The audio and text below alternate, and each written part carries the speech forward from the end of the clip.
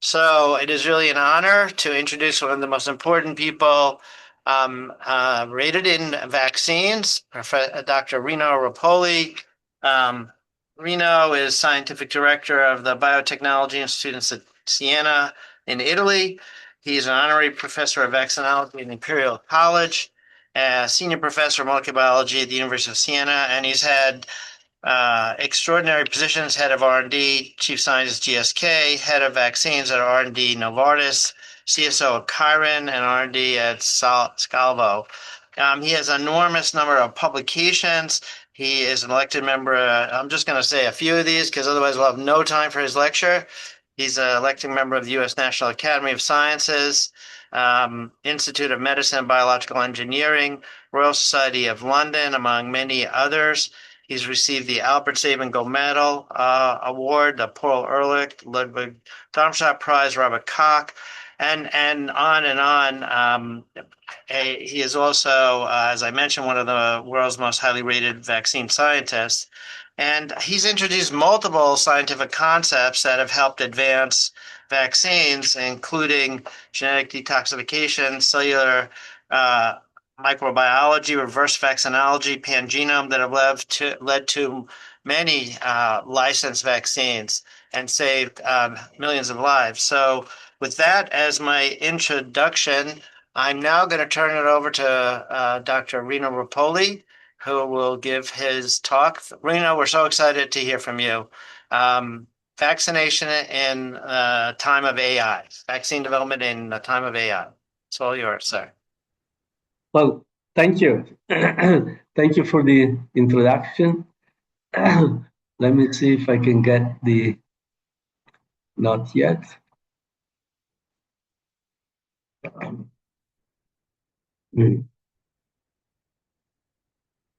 Trying to figure out how it did work well before, and now I don't see my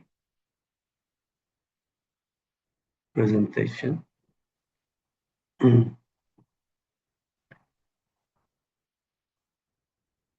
Uh,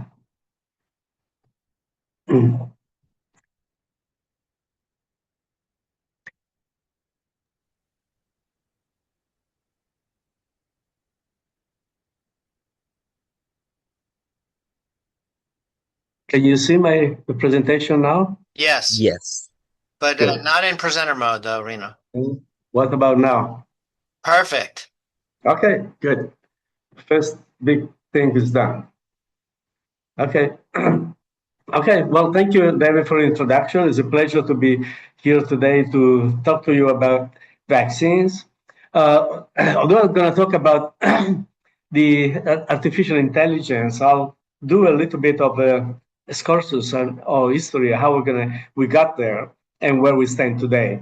So, well, the first thing I wanted to start with is basically the kind of definition of vaccines. I mean, every one of us is basically a a different way to define vaccines. And the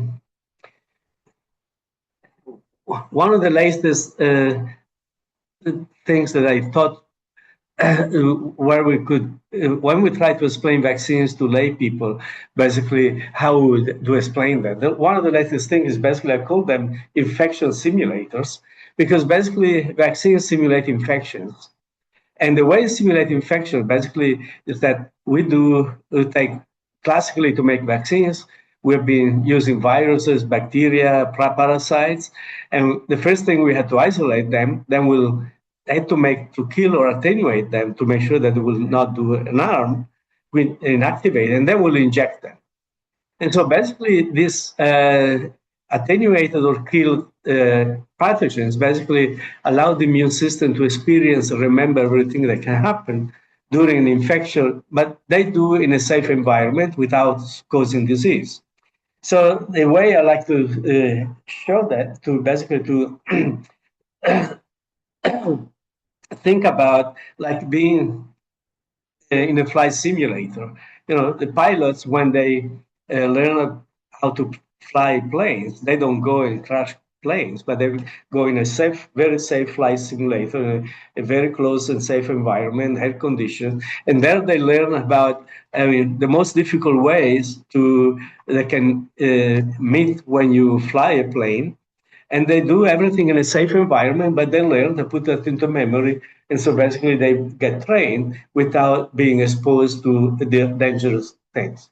And that's more or less the way I like to think about vaccines. Basically, they simulate infection, and so that our immune system can learn how to deal with infections, but does that in a safe environment. Now, um, and the way vaccines have been developed, and you know all this very well, basically initially it was a period where vaccines were developed using an empirical approach by growing viruses and bacteria, killing or attenuating them. And this lasted from January 1796 to Maurice Hillman, I would say 1960s. Then, since 1980, we started to have new technologies. First one was recombinant DNA, then we got glycoconjugation, reverse vaccinology. And the last few years, we really got an explosion of new technologies. And the artificial intelligence, the last one that is basically making profound changes. And the amazing thing is that every new technology allowed us to conquer new diseases. So recombinant DNA allows to conquer hepatitis B, glycoconjugation, many uh, all the conjugate vaccines that we have today. So basically, and I mean, every new technology really changed the world of vaccinology. It made it easier and made us able to protect against more disease. I will not go through all of them. I will only go through the most recent things that in my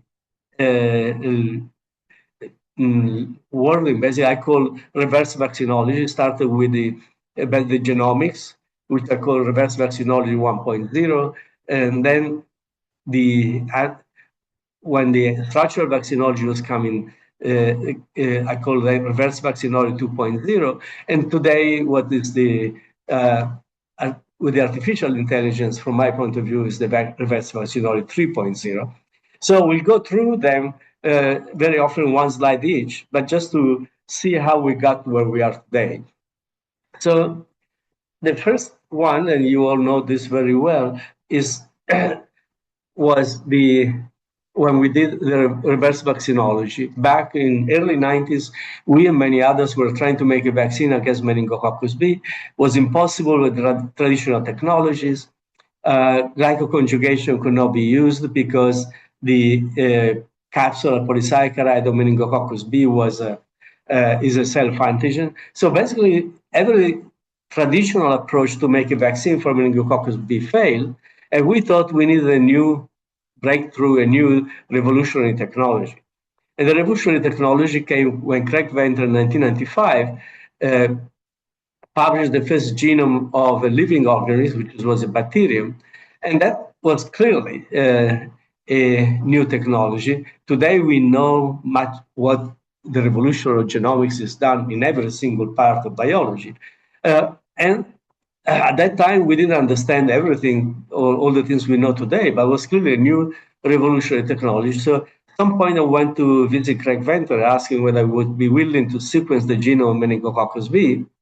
And the idea was that the sequencing the genome, maybe we will find genes coding for antigens that will not be discovered by conventional technology. He agreed, and so he started to sequence the genome. We brought in Richard Moxon from Oxford, who's a pediatrician and geneticist. He knew how to help us to read the genome. And then we got the genome, and the question was, are there genes coding for proteins which are potentially expressed on the surface, and that could be potential vaccine antigens? And the computer told us there were 600 of those potential genes, wanted to express all of them, but we were successful in expressing only 350. We immunized 350 group of mice, and we started to have an incredible amount of new antigens. 91 in 6 months, new antigens. They went for the best ones and the best of the best. Eventually, we found 3 that we put in the vaccine that today is licensed. So this was the first approach, basically we start to use genome. And the first time that big data, if you like, were used to make a vaccine. And we call it reverse vaccinology because we did not start from the pathogens or from the bacteria. We started from the information which was on a computer, and we went backwards to make that. So that's the first thing that happened. This was things were published in 2000, and the vaccine was licensed in 2013 in Europe, 2015 in the United States. And the other uh, technology, which are called reverse vaccinology 2.0, was when human monoclonal antibodies started to be available, and at the same time became available the high throughput structure ability to make high throughput structure of proteins. And the example I'm going to use for that is RSV. And I mean, as you know, RSV is is a virus that causes a lot of but in the Western world, because most of the hospitalization of the newborns, the first 6 months of life, in low-income countries, responsible for a lot of the mortality in the first 6 months, and it's also a problem in the elderly population. And so important that back in the 60s, people wanted to make a vaccine against RSV, and in 1960s, they made a vaccine made by killed virus, was tested in a clinical trial, and unfortunately was a disaster because that vaccine made by killed virus not only did not protect, but caused more severe disease in the infants that were vaccinated. And since 1967 up to 2019, for 52 years, we tried to make a vaccine against this virus, and we failed for 52 years. And the question is, why did we fail for so many years? And the reason is, and we didn't know, because this is the virus, you see, it's like any other virus. It's got proteins on the surface. The protein on the surface is called fusion or F protein. And we thought it should be easy to make a vaccine against this. We know the protein on the surface. We could make a vaccine out of that. We could make live attenuated vaccines, but none of them worked and we failed for 52 years. And what we didn't know at that time, when we failed for so many years, was basically that this protein was not just a protein, it's a machine. And it's a machine that basically allows the virus basically to go into the is a machine that basically allows the virus to bind the receptor and enter into the cells. And so basically the protein changes conformation over time, and we didn't know about that. And the solution came when a monoclonal antibody was found that will bind the protein before change the conformation in the prefusion state. And basically that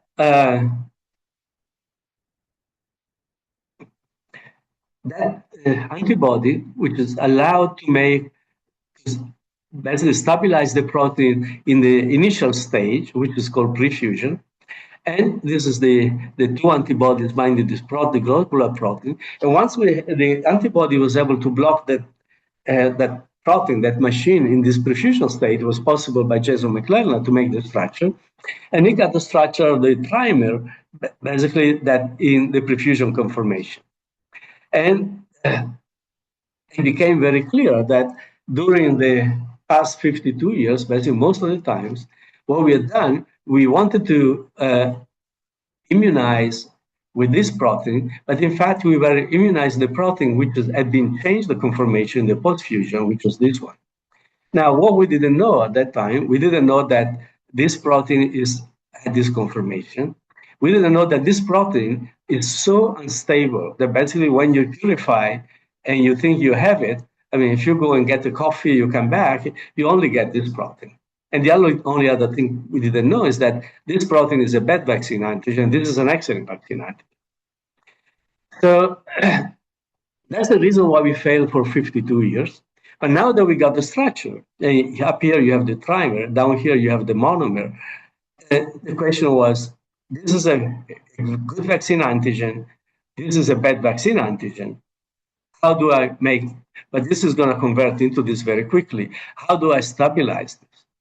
And then at this point, with the structure, things was pretty easy. Jason McClellan saw that this protein basically has two amino acids, the red ones, which are very far apart in this conformation, but they're very close by in this conformation. So basically, it was sufficient for him to change these two amino acids to cysteine. This cysteine made the disulfide bridge and made it impossible for this protein to change the conformation. The things were a little bit more complicated, but basically this was the essence.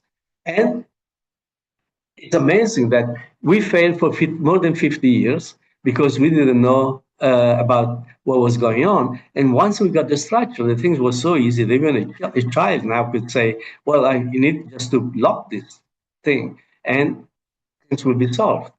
So basically, this was the RSV and the power of using structural biology, human monoclonal antibodies, basically to understand and design new vaccine antigens.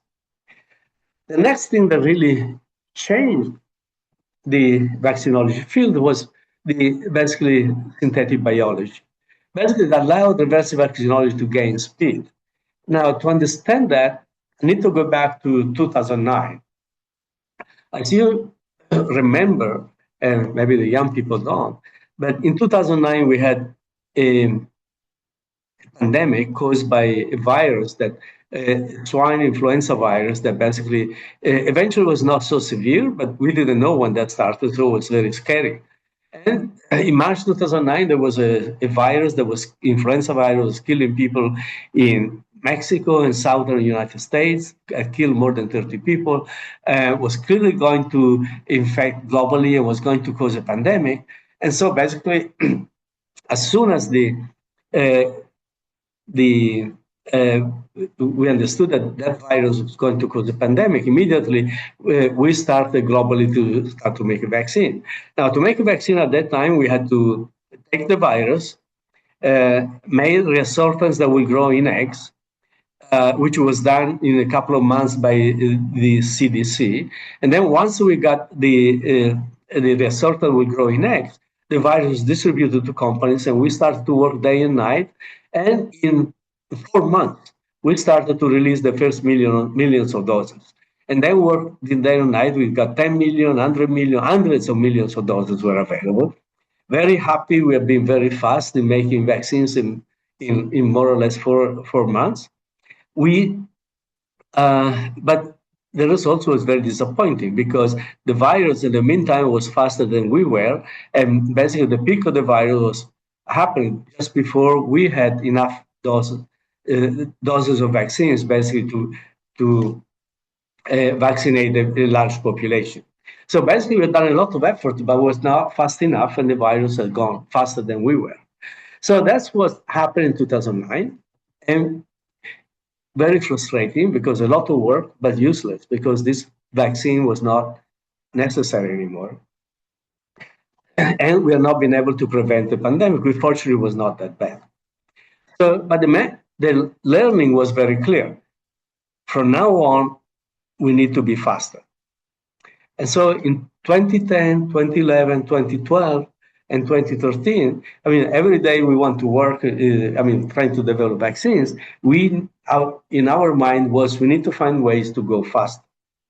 Now, the opportunity to go faster came in March 31st, 2013, when basically on the Easter day, this time the Chinese Center of Disease Control posted on the internet the sequence of a new avian influenza virus, H7N9, that killed 3 people in China, and basically had all the properties to be to cause another pandemic, which fortunately didn't do, but we didn't know at that point.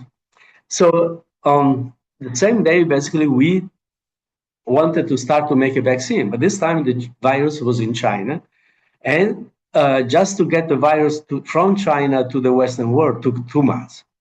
So not only we're not going to be faster, we're going to be slower than the previous year. And so at that time, I was still collaborating with Craig Venter, And we decided to use a novel, totally synthetic approach.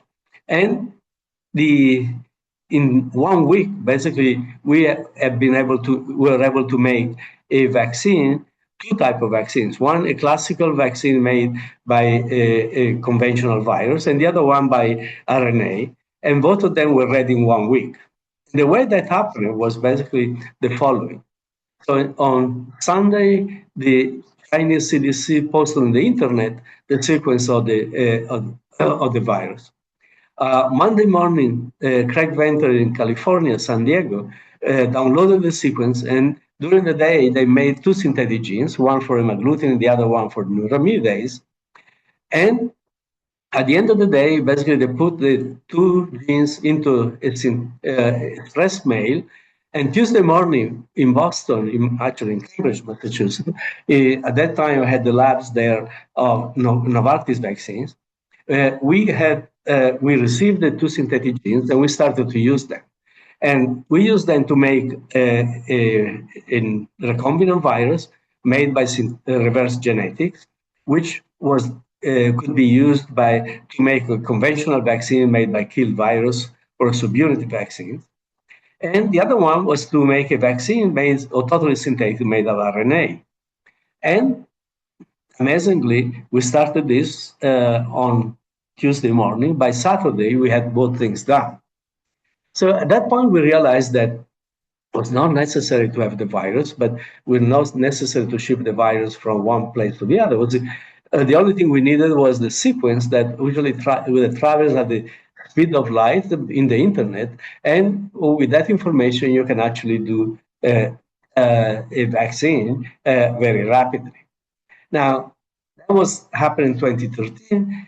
In January 2020, January 10, basically when the COVID vaccine was sequenced, was put in the internet still by the Chinese Center of Disease Control.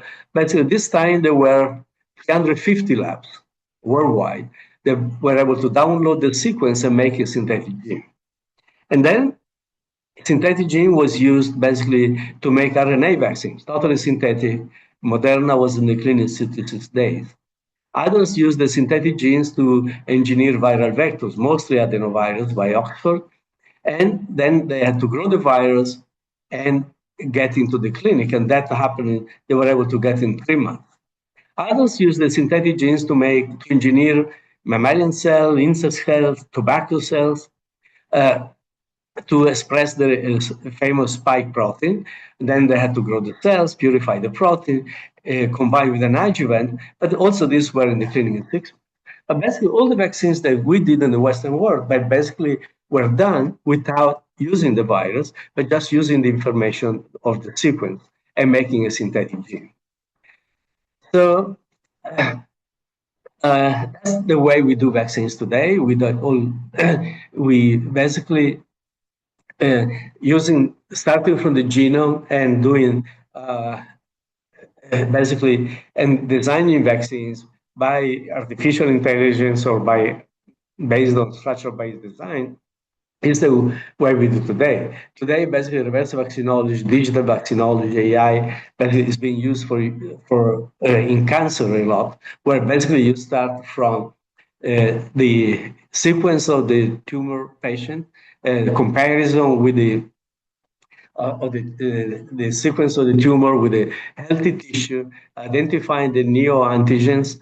And basically today there are pretty good data in phase 2 from BioNTech or for the basically pancreatic cancer or for Merck and Moderna for the melanoma. Basically, where personalized vaccine seems to be quite efficient. Basically, the one from Moderna and Merck, basically against melanoma, but they get 50% of patients which are later with the personalized vaccines. Basically, they get a reduced risk of recurrences of death by 65%. The one against pancreatic cancer from BioNTech, they get much longer survival, free events with their vaccines. I mean, they are still phase 2. There are still a lot of things to be checked, but it's all based on reverse genomics, reverse vaccinology, synthetic genes, and design, structure-based design or design of epitopes. So basically, that's the way the vaccines design has evolved. Now, during the pandemic, another thing happened that we had forgotten for a while, and that was the fact that we went back to use human monoclonal antibodies, which is passive immunization. Now, passive immunization is nothing new. I mean, the first Nobel Prize in medicine to Emil Vorbering was because he discovered the serum against diphtheria at that time. But and then we've been using sera for almost a century. But during the last 30 years, basically, sera has been replaced by human monoclonals. Now, human monoclonals are nothing new. I mean, during the last 30 years, there are more than 150 at this point different products based on human monoclonals have been used for, which have been approved by the FDA, by European Medicinal Agency. But most of these monoclonals are against cancer or autoimmune diseases. And for infectious diseases, there are really not many, and they were not really popular until the last pandemic. During the last pandemic, we started to realize the importance of human monoclonals. And as you know, there were many human monoclonals which were licensed, but unfortunately, they were not were basically knocked out mostly by the new variants of the virus, and eventually Omicron killed most of the licensed monoclonals. But the pandemic was good enough to show us that the monoclonals are important in infectious disease. And there are many examples you can do. I'll only use one example for our development, just to show that the human monoclonals can be complementary to vaccines. This is a monoclonal we developed when ended up in phase 2, 3, and then was killed by the Omicron came, and this did not, like all the other monoclonals, did not work. But I wanted to show you, this was a monoclonal given by injection, not intravenous. And basically, we did a phase, these are the data from the phase 1, and these are the level of neutralizing antibodies in the blood of people 48 hours after the injection of 50 milligrams of monoclonal. But down here, you see the level of antibodies in the blood of people that have been given 2 doses of an RNA vaccine, which means that people have been given 1 dose day 1, another dose 3 weeks later, and then you waited 15 days, and then you will get this level of antibody. And obviously, both the vaccine and the antibodies work, but the amazing thing, these things could work in 24 hours. So basically, antibodies can be, if you have good monoclonal antibodies, you can give them and have an immediate protection, and while vaccine will take longer to get protection. So now monoclonals for infectious disease are becoming increasingly more popular, so much that one of them, the one for RSV, has been already licensed, been used for 1 year, and is making actually a very good protection from disease, 70, 80%. And basically, I've seen hospitals, they used to have a lot of basically hospitalizations due to RSV. Now, in the places where this monoclonal is being used, their wards are empty, then nobody's coming anymore. It's amazing how successful. It's a vaccine-like tool. And so I think monoclonals is becoming so important. So important, now we started to use them also for discovery. And the way we use them for discovery is basically we take blood from people who are vaccinated or infected, we sort the single cells, we see whether they express monoclonals, and then we select for those cells that express monoclonals that neutralize bacteria or kill bacteria or neutralize viruses. And once you have monoclonals, we are in extremely good shape because now you can immediately develop monoclonals and make tools, drugs for prevention and therapy. But at the same time, as soon as you have the monoclonal, you know that you have a protected antigen as a target. And now you can design a vaccine, make the structure, and basically accelerate vaccine development. So uh, today in our hands, I mean, this path of new discovery of using what we call reverse vaccinology 2.0 is the routine that what we do, because we get, by using this pathway, we get immediately monoclonals for prevention and therapy and vaccine design. And I'll give you a few examples of those very quickly. One is for gonococcus. As many of you know, that the vaccine against meningococcus B that we developed basically was at some point we found out that was partially protective against gonococcus, and it was very difficult to figure out which are the antigens that were protective for gonococcus. So what we did, we immunized people with the vaccine, meningococcal vaccines. We isolated the antibodies that will kill gonococcus, and we found many antibodies will kill gonococcus. And we asked, what do they recognize? And we found that we recognize mostly the lipopolysaccharide or the PORB. And not only they kill or opsonize gonococcus, but the same antibody will be able to kill and opsonize meningococcus. So basically, this was a question that been asked for many years: which are the antigens which are which are protecting from gonococcus? And by this technology, we basically were able to identify. Another example is basically Shigella. Same story. We developed. Basically, we took people who were convalescent from Shigella infection. We got antibodies, and we found antibodies fully protective. And so now we do have a potential to develop this into a drug that will protect it from Shigella. At the same time, we know exactly which is the antigen that is protective. The thing which is an example where probably is most, at least most important, is this one, which has been published in Nature like a month ago.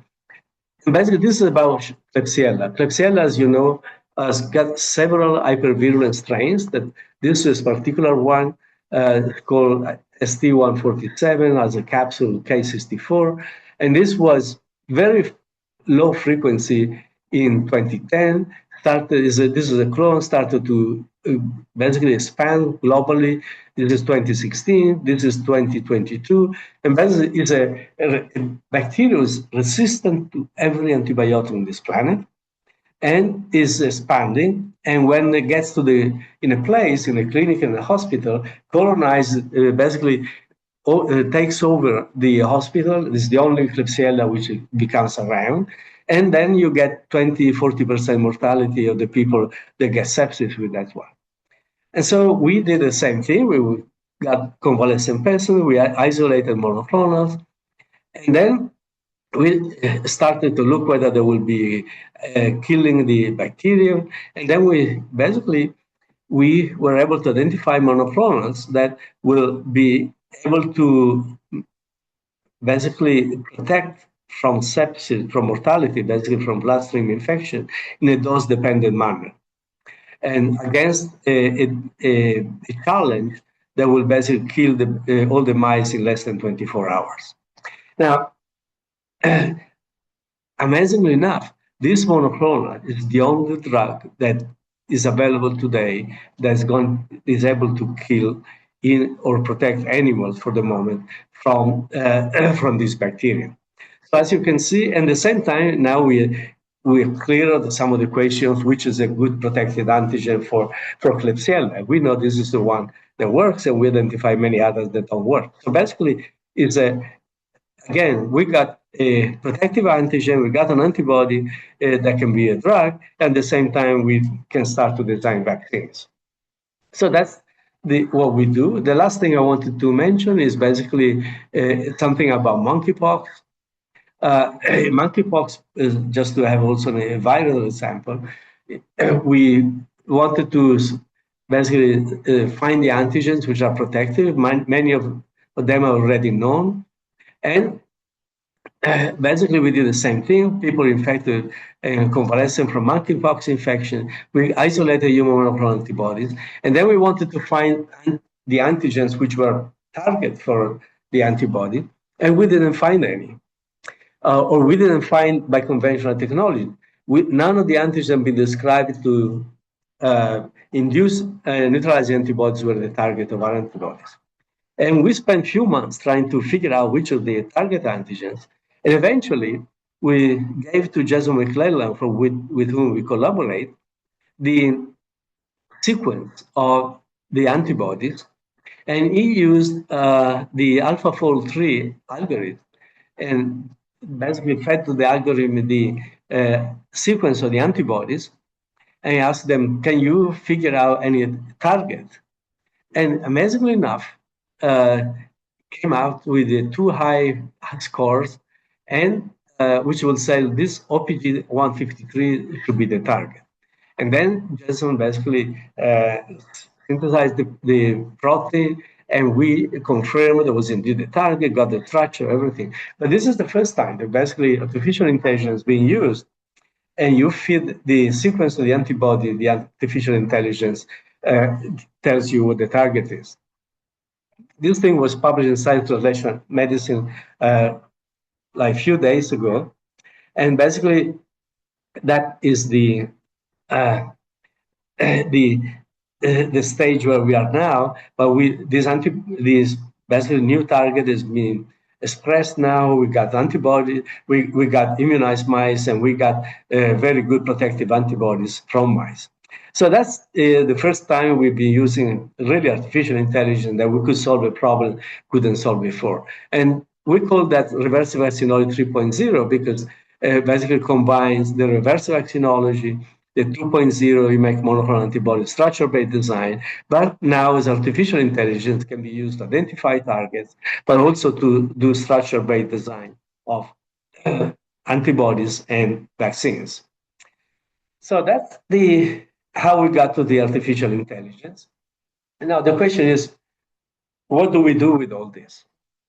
And obviously, I'll tell you what I'm doing today with and today I'm working in an institute that is basically involved in preparing for new pandemics. And I don't have to tell you that during the last 40 years, we got 8 emerging infections, 3 pandemics that killed HIV more than 40 million people, COVID 7,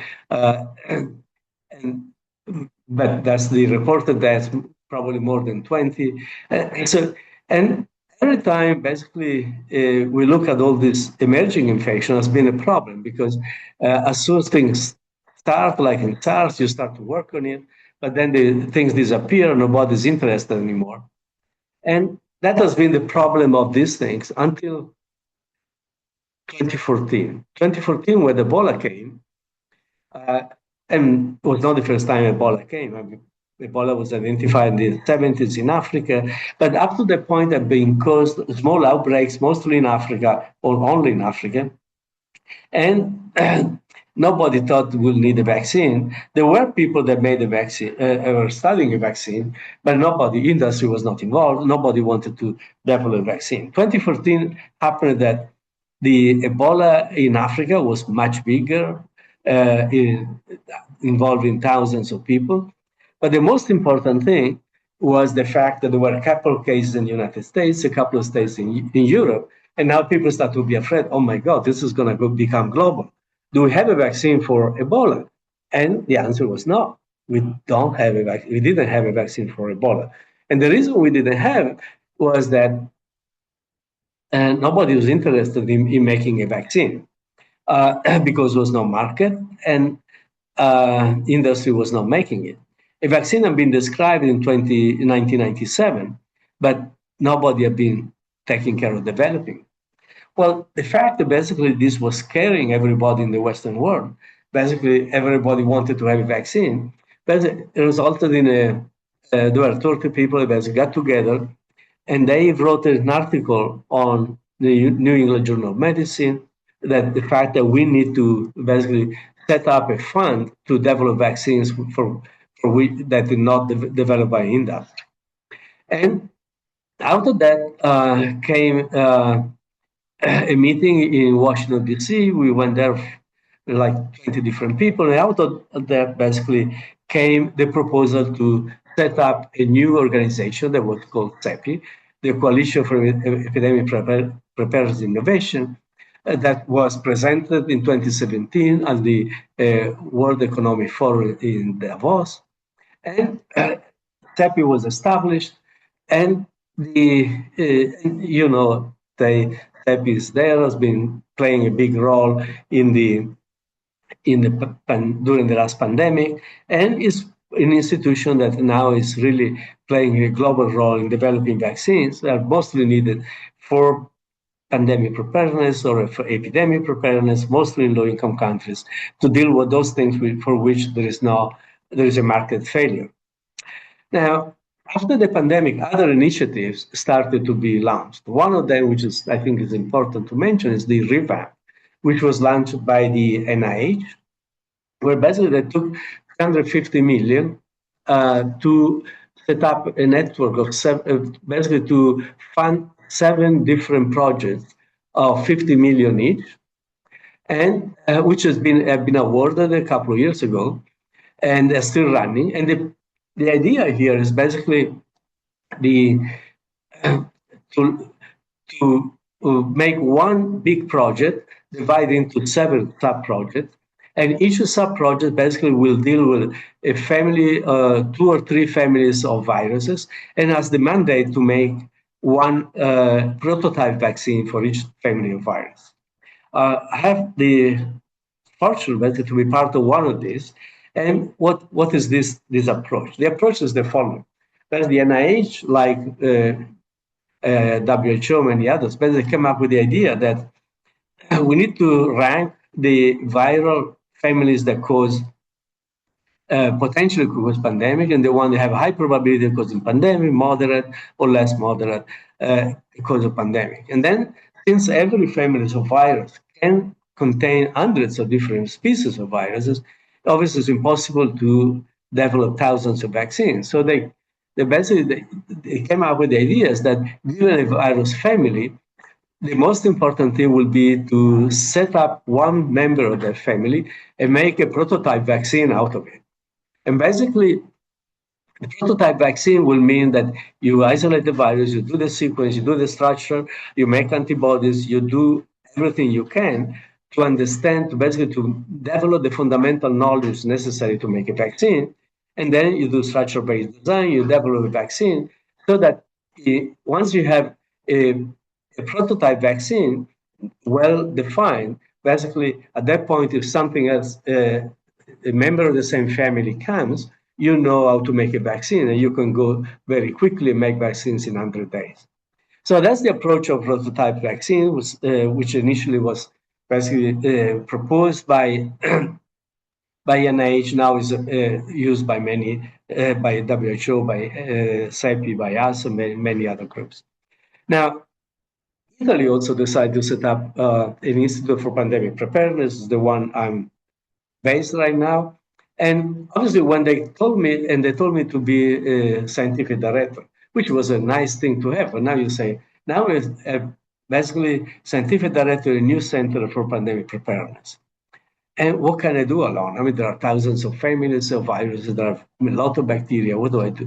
So basically, my immediate thing was I need to be part of the global network. I need to interact with CEPI, HERA, NIH, CARVEX, Wellcome Trust, Pasteur. I mean, I need to be part of all this and define what kind of role I can play in a global collaboration. The second thing, what are you going to do? I can only do vaccines and monoclonal antibodies. I will focus on this. And then which target? And so I'm going to do emerging virus. And I also want to do antibiotic-resistant bacteria because nobody's thinking about them, but I think those are as important as viral families.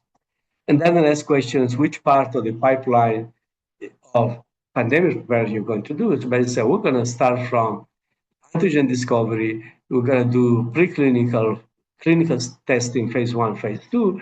Maybe we can get to the emergency approval, but we'll not do commercial things. So that's the definition of the Center for Pandemic Preparedness setting up. But next question was how we expand that.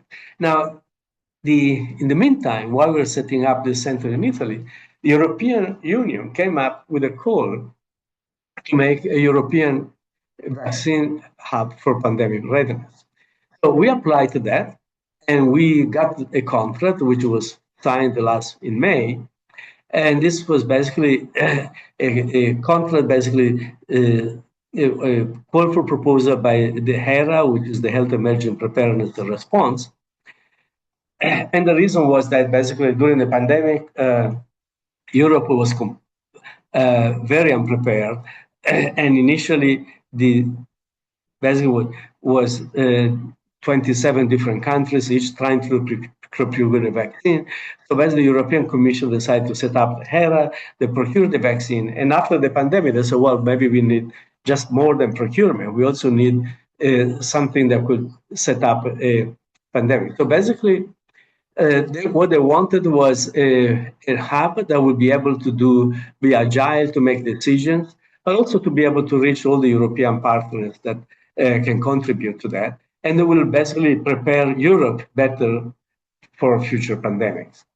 So the idea to make it agile and to be inclusive, as we came up with a very European thing, which is basically a Greek temple, which is basically we said, well, the fragility, the temple will be this based on four pillars: one for discovery, one for preclinical, one for clinical, one for manufacturing.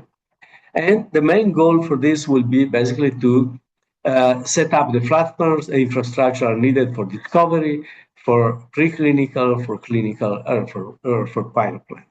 Once we have the infrastructure, maybe we can think of making products which are vaccines and monoclonals. But also we needed to be inclusive. So we said, well, this temple is based on a very huge base, which is made by all the European vaccine manufacturers, the European biotechs, group in academic, group funded by European projects, that can come and talk to the hub, and they can bring or take vaccines at any time. You see these arrows down here. You don't need to start from here. You can start from here, from here, from here. And basically, you can bring projects or take projects from this place, and so that anyone that can contribute, and we will try to make it happen. So that's the concept. And the European Vaccine Hub is now coordinated the discovery by me with the Biotecnopolo in Italy, the the preclinical by the Institute Pasteur in France, the Pillar 3 by Vaccinopolis in Belgium, and the Pillar 4 by EPI and DIF in Germany.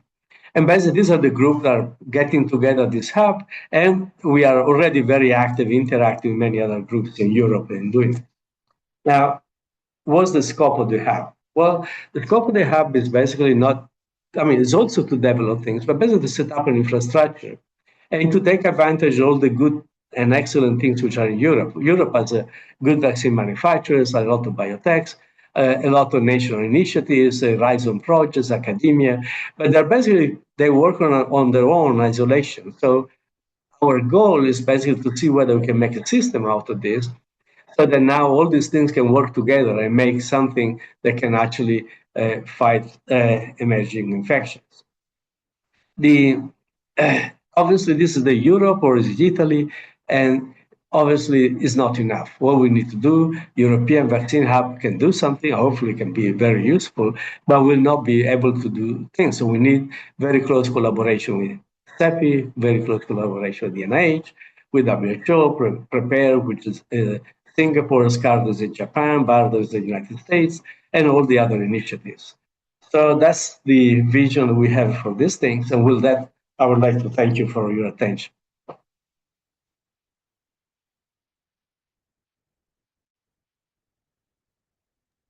Well, we thank you so much, Rino. I don't know, that was really a tour de force. So I think we're now open for questions. Please put your questions in the chat. We have a question from Amy Palin. Based on the epidemiology of 2009 influenza, is there evidence for the vaccine reducing the peak is there some overlap in time where infections are decreasing as the vaccine is being rolled out? Mhm. And could the peak have been higher in the absence of the vaccine? Well, unfortunately, I think by the time we had the peak of the vaccine, we did not have enough doses to vaccinate people. So the vaccination at the time of the peak of vaccine was really just starting. So I don't think we had much of an influence on the peak of the virus. So the next question is, could monoclonals replace traditional vaccine development for some infections? Which ones do you believe are most targetable? Well, it's a very good question actually. So I Uh, should have said that's from Dr. Cantana.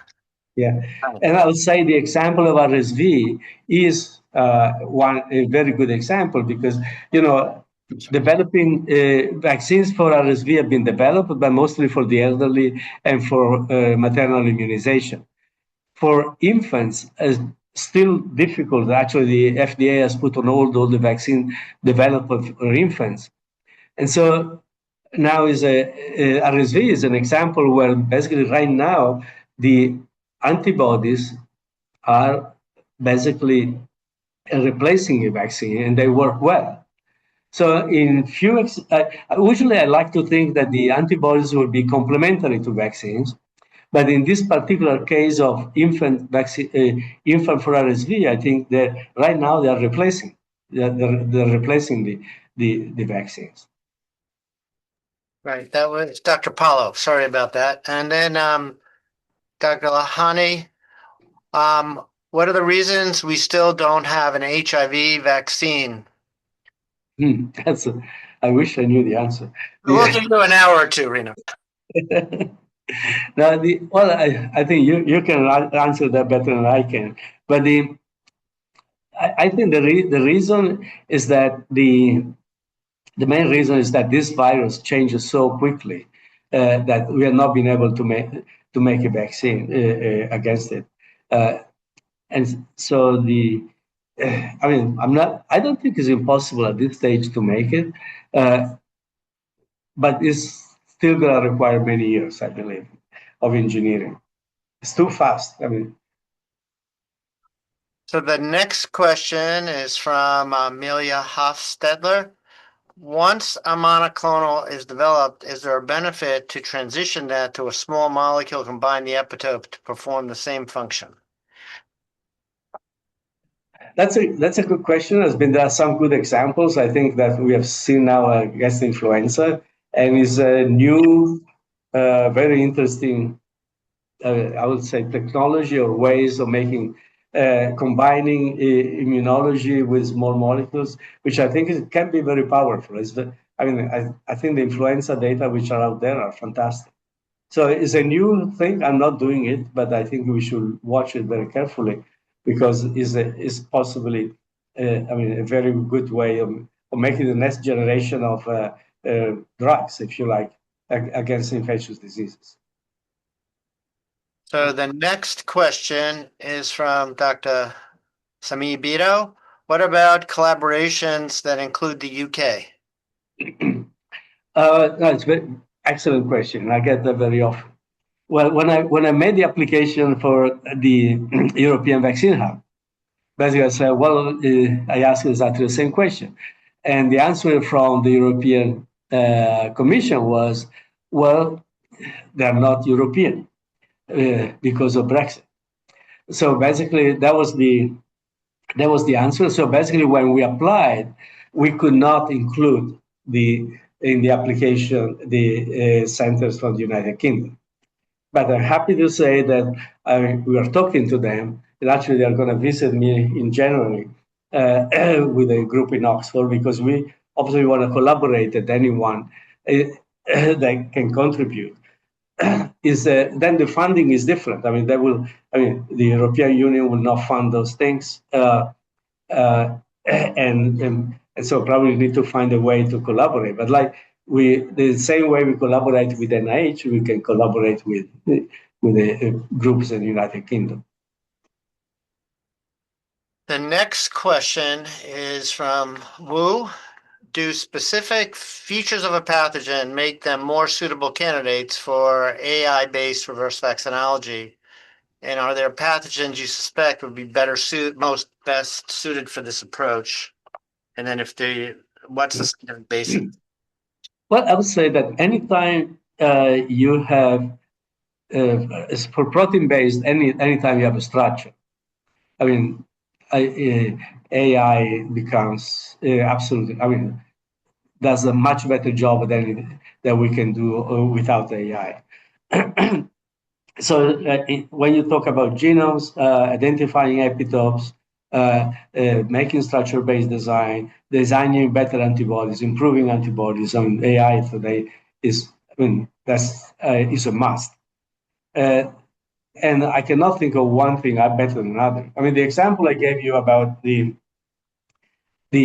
discovery of a target through the AI is quite interesting because we had 12 antibodies that eventually found out to recognize the same target. AI was able to identify only two of the antibodies, so missed eight. So it's not 100% ready to do that. But the fact that we were able to do it means that, I mean, that's the future. I mean, shortly we're going to get AI is going to be able to identify any target that's recognized by antibodies. I mean, we know how quickly AI evolves and learns. So, The next question is from Elena Caridi. Thank you very much for your talk. The European Hub is the European Hub planning any work stream on AI-enabled non-animal methods to replace or reduce animal studies in vaccine development and lot release? well, it's actually a good question. We are submitting a grant, basically an application to Europe together with CEPI, where basically there is a proposed module that will basically AI will as many models that should be eventually all integrated of every step of vaccine development, and that one is it is a module for that. So the answer is yes. I think that that will be important to figure out how, I mean, you can use organoids or in vitro models or whatever to replace animals. I think that's going to become more and more important or more popular in the future. Next is from Sujata Vij. Thanks for a comprehensive presentation. What challenges do we expect in the face of AI to advance vaccine development for infectious disease? Well, she's again asking on HIV.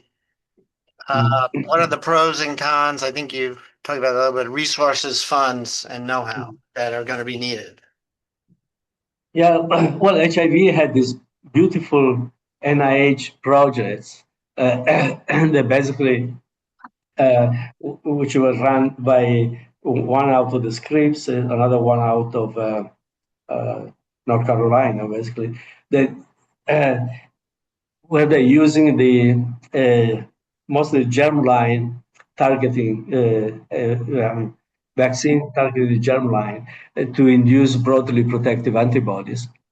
And so it's a good target. It's all AI based and has made a lot of progress. Still far away from being ready to make a vaccine, but basically that's the.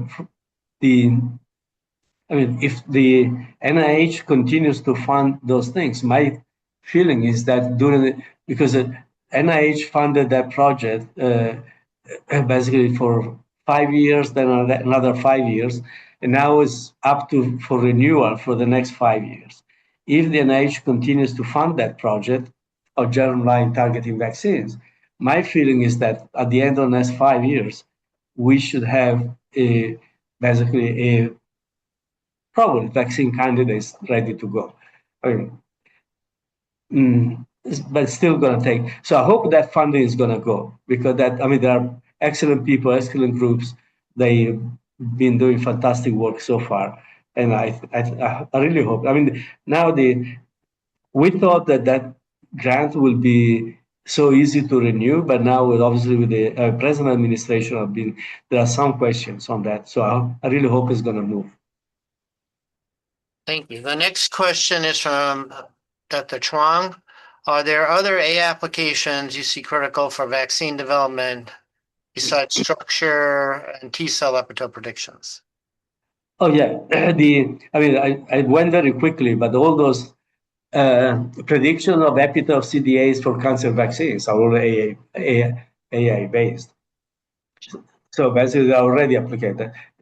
That's that's the best way, basically, to predict epitopes and to design all RNA vaccines are basically designed by, because when you do an RNA vaccine, you not only you have to optimize the codons, you have to optimize the stability of the RNA, the readability of the RNA. So basically, all those things that used to be done manually a few years ago, now they are all AI based. What are your thoughts? This is from Dr. Rajasekaran. Thoughts on the possibility of having a universal vaccine against diverse AMR pathogens? Will it face the same challenges faced by the development of conventional antibiotics? And I guess what they mean there is the more broad you get, the more and specific, the more chance you get for escape. But Well, well, I think the beauty of the vaccines are that they are specific, or the antibodies, and they target only the bacteria that you want to target, and they don't kill all your microbiota, which is basically is not a great thing that the antibiotics do.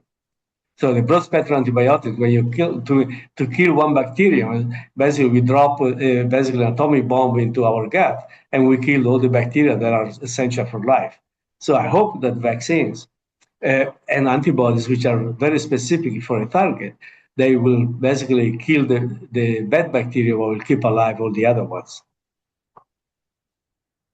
so the next question is from Dr. Moore. Are we reliant on having maps to identify B cell epitopes? Or are we at the point of knowing an antigen sequence and its structure and the antibody CDR is sufficient? Well, the I think we are not there yet, but the progress that AI is doing in, especially in protein interaction, I expect that to happen in this. I mean, sometimes you say it's going to happen in the next few years, you find out it's happening in the next few months. That's the speed. So we are not there to predict everything, but I think that's coming. Is the next step. So, Dr. Najai, looking at the story of Ebola vaccines with CEPI in place, what are some of the important things you would recommend for regional blocks in Africa to do to avoid reparation? Well, I think Africa is going through a difficult moment because the present American administration has withdrawn a lot of the aids for Africa. But it's also a fantastic opportunity because there are some rich countries in Africa. It's not anymore just poor countries. There are a lot of labs that are starting to do a lot of genomics. So it's an opportunity basically to take the awareness that Africa can do things on their own. I mean, obviously with collaboration with the things, but they really need to stop basically, and we also need to stop basically providing only aid. We need to basically collaborate. And Africa, I think, is the moment where has to transition to take ownership of the things that they need to do. And there are plenty of opportunities for collaboration. So I think I see this moment as really an opportunity for Africa, really to stand up and say, I want to do my own things. I mean, with collaboration, obviously we should collaborate, but we should not do things for them. We should do things together with them, and they should take more and more responsibility. So thank you. The next question is from Ibrahim Saeed. Do you think HIV vaccine efforts should also focus on therapeutic vaccinations? Um, it's a difficult question because the obvious answer will be yes. The question is whether do we have a chance it's gonna work. I think right now, I think the best data or the most promising data are coming out of broadly neutralizing antibodies. So we know that the immune system where basically some of these broadly neutralizing antibodies seem to be able to actually work as vaccines because they seem to basically present the antigen, which is naturally produced, in a better way than is naturally presented. And, and so there are interesting things, evolution there, which are, which are quite interesting. So yeah, the answer would be yes if we find a way. And one way could be to use broadly neutralizing antibodies to present the antigen. So, the next question is, let's see, the next question, we'll go to this one. What is your thought about development of adjuvants? Will adjuvant development continue to be a central area of vaccine development? Well, definitely yes. I think the adjuvants have been essential for many vaccines so far. And the more we understand about the immunology, the more better adjuvants we should be able to make. For the moment, all the adjuvants are not really been developed by much of a rational approach, but we should be able to go in that direction. And they are essential to direct the immune system one way or another. I think probably RNA vaccine should be uh, basically we should start to encode some adjuvant molecules within the RNA vaccines probably. But that's it's not immediate, but I think that the more we know, the more we should use the technologies that we have to improve the immune response. Yeah, I mean, I think 12 has been in RNA, as you Yeah, know, yeah, and many adjuvants have been in other genetic adjuvants. So I think that's an important area too. That's exciting to say. So another question is, um, what do you think? Are there still issues with the root cause in early RSV for vaccines to cause problems in infants, as has been recently reported? Well, there are issues that were unexpected because we thought that by delivering a prefusion F that will eliminate all these things. So clearly, there were signals, and were signals not only for RSV but also from metapneumovirus. So it's the family of the virus that basically seems to have that problem. We don't know much because none of those things have been fully published. They have been analyzed, and there was enough to put the FDA to put on hold all those trials. Now, in fairness, we need to recognize that there was a huge difference what happened in 1967, where every single child was sicker and basically some of them died. This time, the events which were presented were rare, were not as common, but they were present. So I think still there we don't understand what's going on, and so I think we should not give up in developing infant vaccine for RSV. But it's going to be tough because of people. I mean, now we have an antibody that works very well. So, and it's completely safe. Yeah. So we're significantly over, so I think we should probably end there and congratulate Dr. Rappuoli on a wonderful session. And there are questions in the chat. Maybe Reno, you could look at online. And Okay. thank you everyone for this end of the year for attending this end of year symposium. Wish you all a happy holiday and have a great and see you in the new year. Thank you. Absolutely. Well, You know, thank you, David. Thank you, everybody. Happy holidays and happy 2026. bye bye. Yeah.